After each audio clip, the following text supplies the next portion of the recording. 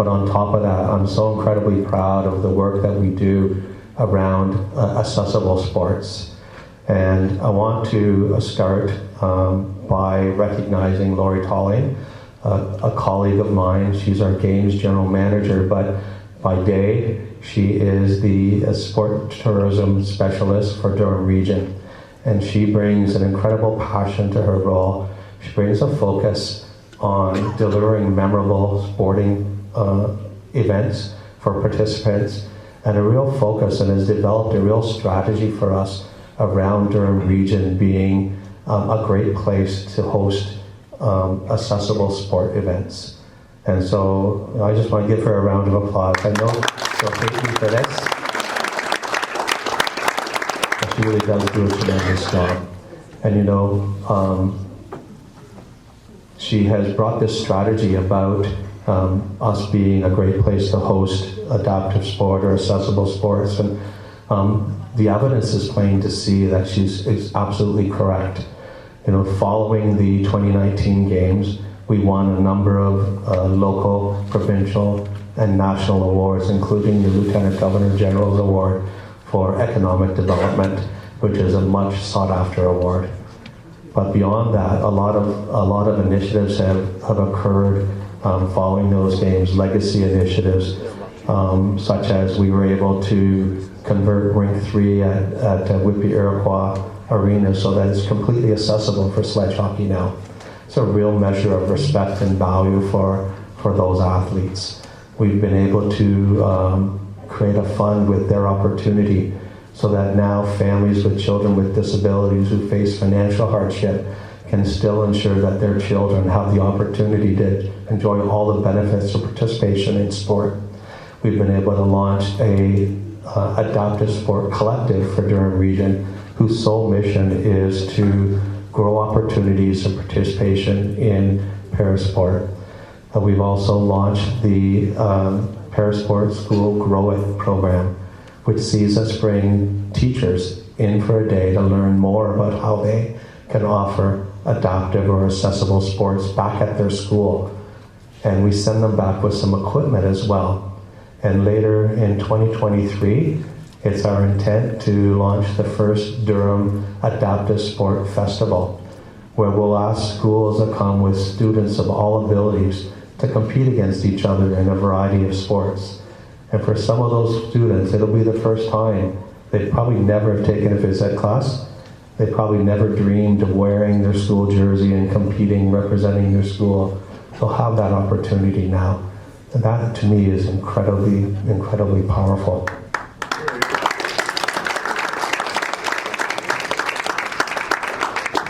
So in the lead up to the 2023 games, we've been able to be quite proactive in developing legacy before the games even come. And I wanted to just share a couple of those with you now. We've been able to partner with all the libraries of Durham so that they've now purchased sensory support kits that will be available to people attending our event and future events, so that if they're feeling overwhelmed by the noise or the lights or just the crowd that's there, they'll be able to have these supports at the ready to help them. They're also hosting a panel discussion in January about the value and all the progress that we're making with accessible sports in Durham Region. Another really great one is we partnered with 2 PhDs and professors in physiology at Ontario Tech University. And through some funding from the federal government, we're able now to offer for 8 athletes of varying disabilities in Durham Region will now receive a fitness assessment, a training assessment and redevelopment, lessons on nutrition and on the psychology of competing. And then in 6 months' time, they'll get reassessed. And it's at no charge to them. And when I told my friend Anthony Liu, who some of you will know is a hand cyclist from Durham Region, his eyes lit up and he had a ear-to-ear grin, because this is just not something that is ever offered to para-athletes. So those are a couple of the initiatives. One other thing I should mention quickly, we've been able to get Durham College and Ontario Tech University to be part of a pilot program with the Ontario Parasport Collective, where over the next years they will be offering more and more adaptive sports as part of their intramural program. So again, we'll be growing sport here. One other really great story, and it'll lead me to introducing our guest speaker in just a moment. But in the lead up to the 2019 games, our friend Matt Greenwood, who's the executive director of Pickering Football Club, formed a blind or five-a-side soccer team. And they trained for a year, and then they competed in the 2019 games. And I'm proud to say that they won a silver medal. And they've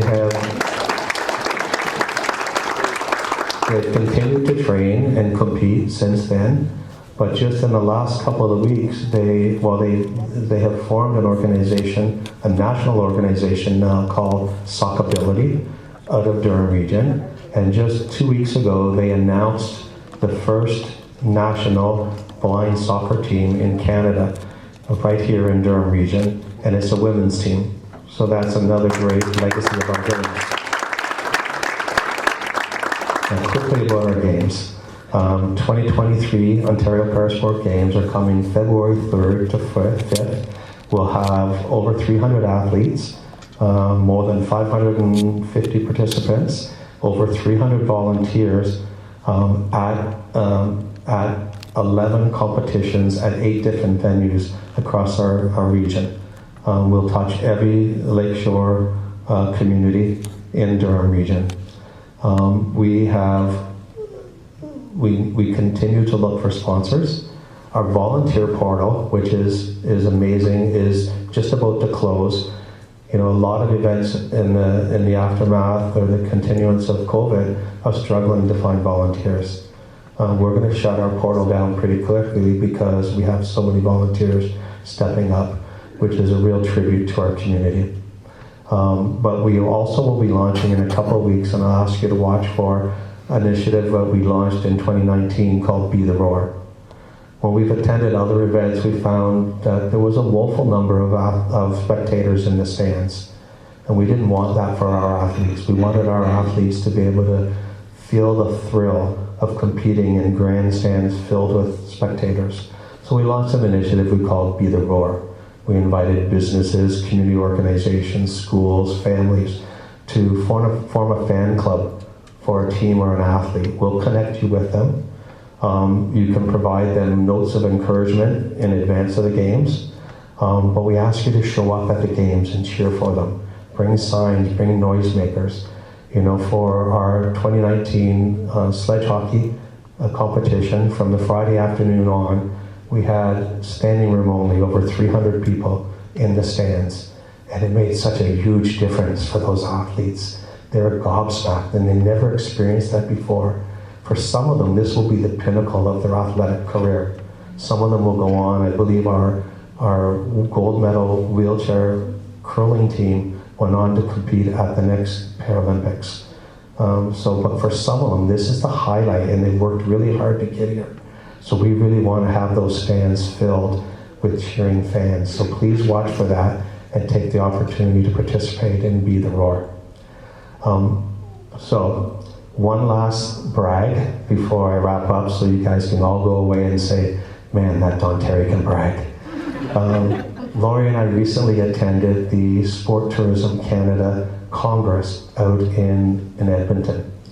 And at the wrap-up event, our federal minister of tourism spoke.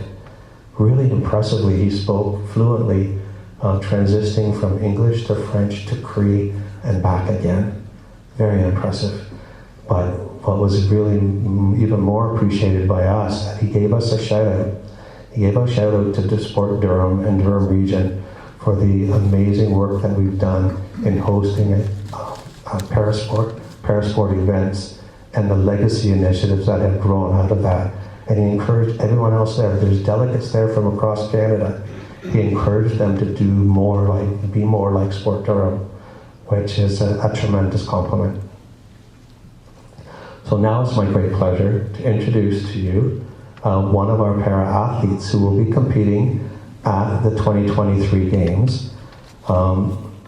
Ramya is a broadcaster with the Accessible Media Incorporation, but she's also a blind soccer player. She plays out of Pickering, and she was the second player named to our national blind soccer team. All right, thank you so much.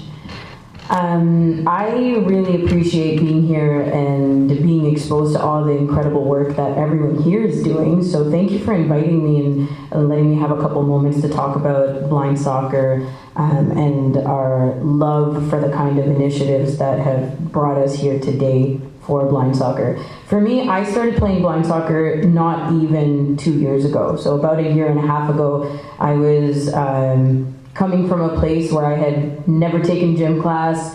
I was always exempted from physical activity growing up.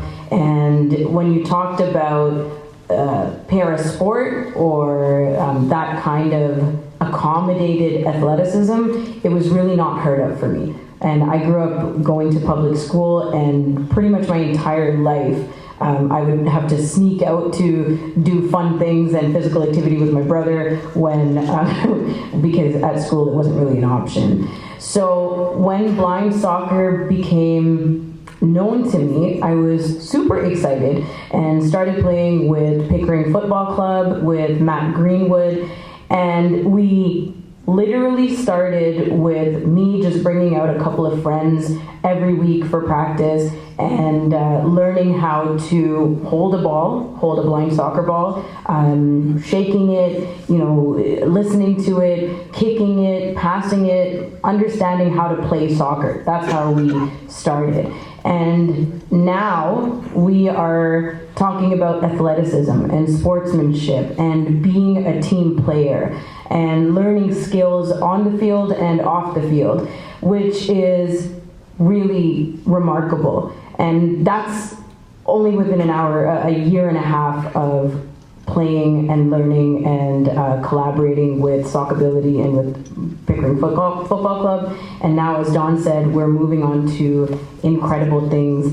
I've met athletes of all kinds through the Parasport Games. Last year was my first one competing, and we have an upcoming one now, so I can only imagine how many more incredible people I'll meet. But meeting other soccer players who kick my butt in soccer and other sports as well, getting used to understanding what parasports is as a whole. I'm constantly learning, and I'm sure you are too, that around the country there are athletes everywhere, people who don't even know they're athletes yet, who are working on or waiting on programs like this to get there, to play, to meet other athletes, to talk sports, to be involved this way is so incredible. So thank you for bringing light to this sport. We have had a lot of other things. I'm not going to go into so much detail, but we've had a camp out at Lake Joe in the Muskokas to bring together athletes, like blind soccer athletes, as well as coaches and officials around the country and around the world to join together to continue growing the sport in Canada. And then we, of course, have this Parasport Games. So it's just getting started. If you ask me, we're really at the beginning for how much is going to be done and how much the sport is continuing to grow. There's a lot more building and work to be done, but there's a lot more fun to be had as well. So we're very, very excited. As Dawn mentioned, the Canada women's team is kick-started. Men's team is next. We're going to go next year and hopefully play against some other countries. So for Canada, this is a huge leap forward, and I'm really looking forward to it. So coming from a place where I didn't even know what blind soccer was, let alone think that I'd be standing up here being introduced as an athlete one day, I think that we have so much more places to go. So thank you so much for the time, and I really, really appreciate it. And I hope you guys will come out. Many of you here today, and your networks will come out to Parasport Games in February. But also, keep in touch with us because we're doing a lot of great things. Thank you.